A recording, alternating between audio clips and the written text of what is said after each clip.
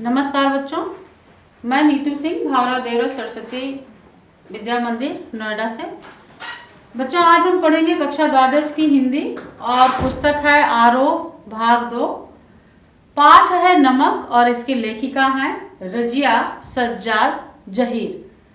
इसका बच्चों पहला भाग लेकर के मैं यहाँ पे प्रस्तुत हूँ और इसमें जैसा कि आप चित्र देख रहे हैं, चित्र के माध्यम से चूंकि हमें जो चीज़ें हैं वो ज़्यादा याद रहती हैं, तो पाठ का ही ये चित्र है। आप देखेंगे यहाँ पर एक महिला है और सामने ये बक्सा रखा हुआ है, उनके गट्ठर रखे हुए हैं, ये टोकरी है और ये जो है वो उसमें कुछ फल है।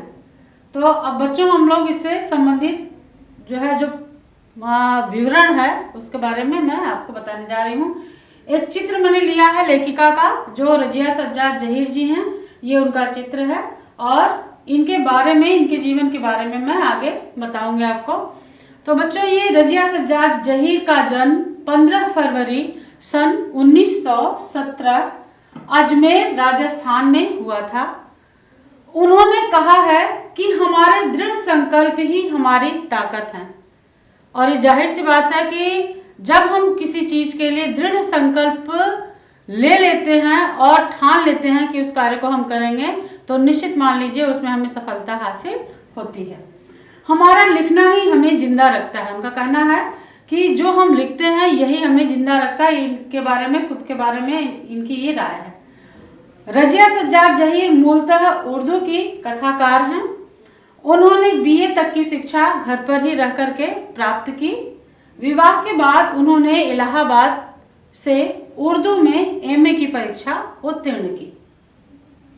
सन 1947 में वे अजमेर से लखनऊ आईं और वहां करामात हुसैन गर्ल्स कॉलेज में पढ़ाने लगी। सन 1965 में उनकी नियुक्ति सोवियत सूचना विभाग में हुई।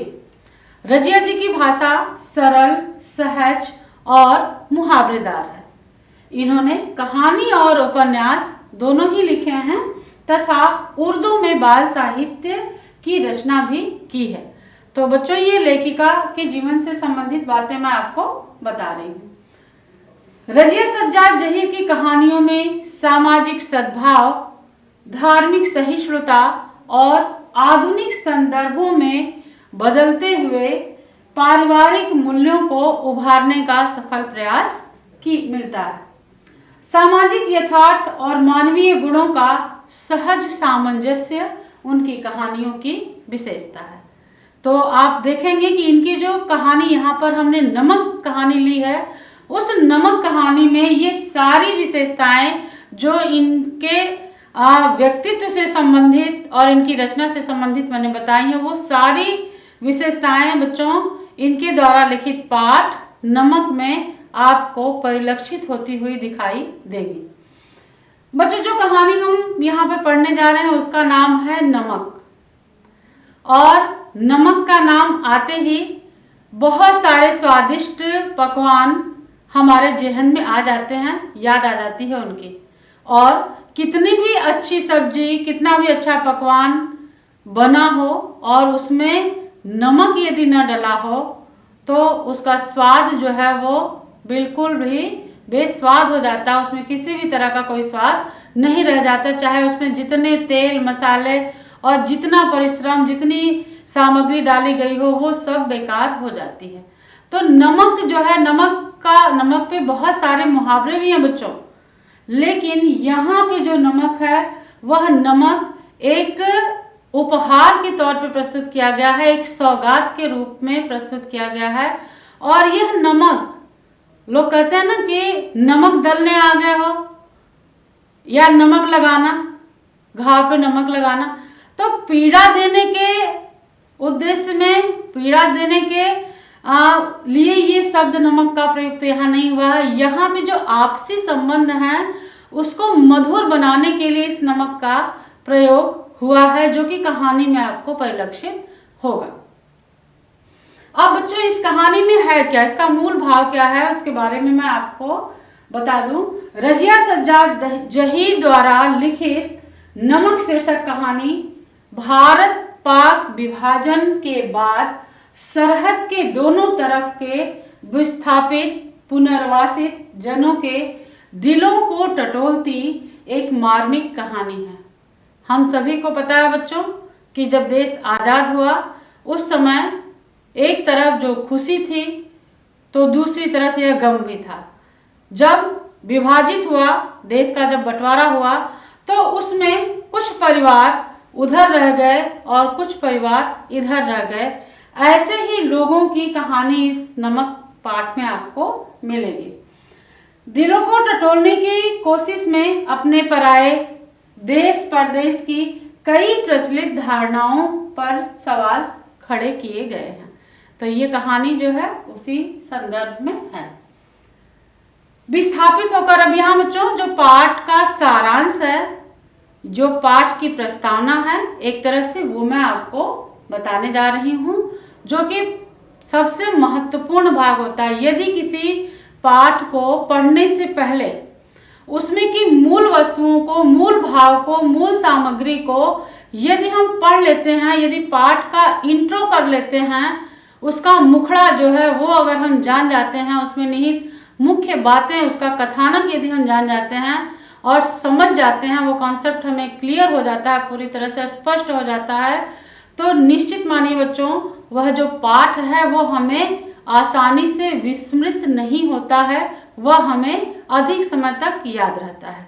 तो ऐसे ही ये पाठ जो है वो उसकी प्रस्तावना के रूप में है। उसका मूल भाव है कि विस्थापित होकर आई सिख बीबी आज भी लाहौर को अपना वतन मानती हैं।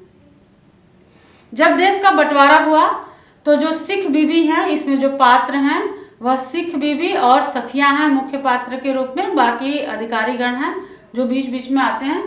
तो यहाँ पर सिख बीबी जो है वो लाहौर की थी, लेकिन विस्थापित होकर के वह यहाँ पर आ गई और उसे उन्हीं की कहानी है। और लेकिन आज भी जो मातृभूमि का जो लगाव होता है बच्चों, वह हमेशा जीवन पर्यंत बना रहता है। आ तो गई वो दिल्ली में सिख बीबी, लेकिन आज भी अपना देश, अपना वतन वो लाहौर को ही मानती है। तो यहाँ पर विस्थापित होकर के आई सिख बीबी आज भी लाहौर को अपना वतन मानती हैं और सौगात के तौर पर, उपहार, सौगात मतलब उपहार के तौर पर वहां का नमक लाए जाने की फरमाइश करती हैं। कस्टम अधिकारी नमक ले जाने की इजाजत देते हुए जिसे ले जाना गैर कानूनी है, दिल्ली को अपना वतन बताता है। अब जो लाहौर में जो कस्टम अधिकारी वहां पे तैनात है वह कहाँ का है? वह दिल्ली का है। तो आप सभी को ये पता है कि नमक का व्यापार करना अवैध है। नमक के जो व्यापार है उस पर रोक लगाई गई है, कानूनन रोक लगाई गई है, इसलिए नमक का व्यापार इधर से उधर नहीं किया जा सकता है। तो वहाँ पर जो कस्टम अधिकारी है, चूंकि आप सभी को पता है कि भारत पाक के बीच में भी वीजा का प्रयोग होता है, तो इस तरह की वस्तु जो गैर कानूनी है उसे ले जाना ले आना भी जुर्म होता है, अपराध होता है। तो दिल्ली को अपना वतन बताता है। इसी तरह भारतीय कस्टम अधिकारी सुनील दास गुप्त का कहना है कि मेरा वतन ढाका है। ढाका का भी उल्लेख आया है, तो ये बंग विभाजन का भी उल्लेख यहाँ पर आपको जो है मिलेगा। राष्ट्र राज्यों की नई सीमा रेखाएं खींची जा चुकी हैं और मजहबी आधार पर लोग इन रेखाओं के इधर उधर अपनी जगह मुकर्रर कर चुके हैं, निश्चित कर चुके हैं। विभाजन हो गया तो अब ये हो गया कि ये पाकिस्तान के हैं, ये भारत के हैं और ये बांग्लादेश के हैं। लेकिन उनके दिलों में जो अपने देश के, अपने मातृभूमि के प्रति जो भाव है उसमें किसी भी तरह की रेखा नहीं खींची जा सकती है। ऐसा इस पाठ में आपको पूरा जब कहानी पढ़ेंगे तो पता चलेगा। तो यहाँ पर इसमें यह बताया गया है कि मजहबी आधार पर लोग इन रेखाओं के इधर उधर अपनी जगह मुकर्रर कर चुके हैं, बस चुके हैं कह सकते हैं आप। इसके बावजूद जमीन पर खींची गई रेखाएं उनके अंतर मन तक नहीं पहुंच पाई हैं। बेशक जो है वो जमीन पे विभाजन कर दिया गया हो कि उस पार आप और इस पार हम, ना आप उधर आ सकते हैं ना हम इधर से उधर जा सकते हैं, बेशक ऐसा हो गया हो भौगोलिक दृष्टि से, लेकिन उनके दिलों में अभी वो रेखाएं, उनके मन में वो अभी रेखाएं नहीं खींची जा चुकी हैं, नहीं खींच पाई हैं। राजनीतिक यथार्थ के स्तर पर उनके वतन की पहचान बदल चुकी है। मैंने बताया कि भौगोलिक स्थिति, चूंकि अब हो गया बंटवारा, तो जमीन उधर की उधर, इधर की इधर, और राजनीतिक स्थिति भी है। राजनीतिक यथार्थ के स्तर पर चूंकि निर्णय जो है ये हाईकमान से ही लिए जाते हैं, तो वतन की पहचान तो बदल चुकी है कि हाँ वो उस देश के हैं, ये इस देश के हैं, किंतु यह उनका हार्दिक यथार्थ नहीं बन पाया है। किसी को भी आप इस पार से उस पार तो ले जा सकते हो, उसके हृदय को इस पार से उस पार नहीं ले जा सकते, उसमें आप जबरदस्ती उसकी भावनाओं को खत्म नहीं कर सकते। ऐसा ही इस कहानी में वर्णन किया गया। एक अनचाही बाहरी बाध्यता ने उन्हें अपने अपने जन्म स्थानों से विस्थापित तो कर दिया है, पर उनके दिलों पर कब्जा नहीं कर पाई है। नमक जैसी छोटी सी चीज का सफर पहचान के इस हार्दिक पहलू को परत दर परत उघाड़ देता है। यहाँ पर जो सीमाएं हैं वह दिलों की धड़कनों को नहीं रोक पाई हैं। इस बात को यहाँ पर समझने का प्रयास हमें करना चाहिए। यह हार्दिक पहलू जब तक सरहद के आर पार जीवित है, तब तक यह उम्मीद की जा सकती है कि राजनीतिक सरहदें एक दिन बेमानी हो जाती हैं। बच्चों, भारत में हमेशा हर एक धर्म को समान महत्व दिया गया है और ये लेख भी उसका कहीं न कहीं एक उदाहरण है। तो यह इस तरह से आप देखेंगे कि लाहौर के कस्टम अधिकारी का यह कथन बहुत सारगर्भित है। उनको नमक देते वक्त जब वो कहते हैं कि वो क्या कहते हैं कि उनको नमक देते वक्त मेरी तरफ से कहिएगा कि लाहौर आज भी उनका वतन है। मतलब आप कह सकते हैं कि जो कस्टम अधिकारी है वो पहले कहाँ का था, दिल्ली का था, लेकिन आज वो वहां की सीमा रेखा के अंतर्गत कस्टम अधिकारी के रूप में तैनात है। लेकिन वह भी सफिया के द्वारा लाए गए उस नमक को, चूंकि अधिकारी होने के नाते उसे रोक देना चाहिए था, लेकिन जो भावनात्मक रिश्ते हैं वह आसानी से नहीं टूटते हैं। और वो ये कहता है कि यह नमक सिख बीवी को देते समय यह कहिएगा कि लाहौर आज भी उनका वतन है।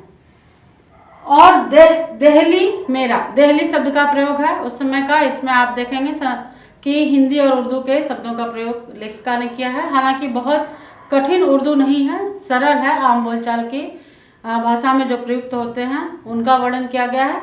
और यहाँ पे दिल्ली के बजाय देहली शब्द का प्रयोग है। बाकी सब रफ्ता रफ्ता ठीक हो जाएगा। रफ्ता रफ्ता मतलब धीरे धीरे।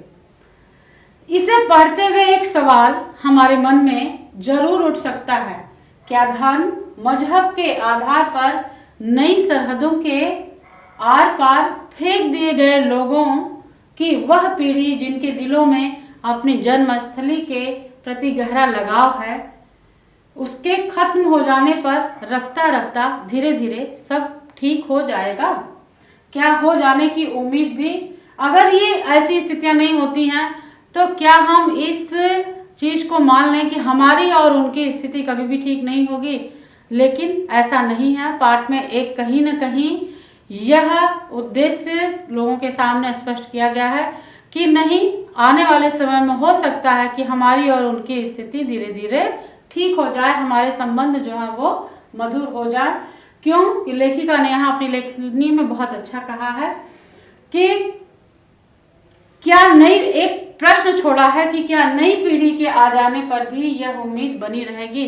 लेखिका का भी यह प्रश्नात्मक वाक्य है कि जैसी स्थिति तब के लोगों में थी, जैसी मानसिकता तब के लोगों में थी, वह लोग भी इधर से इधर विस्थापित हुए थे, इधर से उधर पुनर्स्थापित हुए थे, लेकिन अपने सरहद के प्रति, अपने देश के प्रति उनके मन में वैसा ही लगाव था, वैसे ही भावना थी जो अपनी मातृभूमि के प्रति, माता के प्रति होती है। तो लेखिका ने प्रश्न किया है कि यह जमीनी स्तर पर खींची गई रेखाएं क्या आगे आने वाली पीढ़ी में ही ऐसे भाव बनाए रख पाएगी? इस तरह से प्रश्न छोड़ते हुए यह कहानी है। और इस कहानी में इसी तरह का पूरा भाव है बच्चों। तो ये कहानी का जो मूल भाव है वो मैंने आपको समझाया है। आशा है कि आपको यह अच्छे से समझ में आ गया होगा। अगले वीडियो में हम पाठ जो है उसके पैराग्राफ के आधार पे क्वेश्चन, छोटे छोटे क्वेश्चन भी बताएंगे और उससे संबंधित जो उसकी कहानी है उसको भी बताते हुए चलेंगे। धन्यवाद।